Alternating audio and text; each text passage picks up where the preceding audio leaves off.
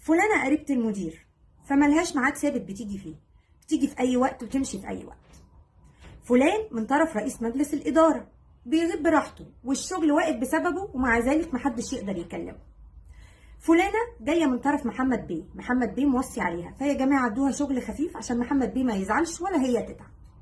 وتلاقي الموظف اللي بيروح في ميعاده وملتزم وبيشتغل بيتحط عليه، معلش شيل شغل استاذه سمر لان هي مسافره كام يوم، شيل شغل زميلك لانه غايب عيان، شيل شغل فلان لانه معلش عنده ظرف، شيل شيل شيل، عمال يتحط عليه. دي طرق الشغل اللي في معظم المصالح والشركات اللي في بلدنا، ان الموظف اللي بيشتغل يتحط عليه، واللي ما بيروحش والشغل واقف بسببه ما يعرفش حاجه عن الشغل بيتعمل له ألف حساب ومحدش بيقدر يتكلم.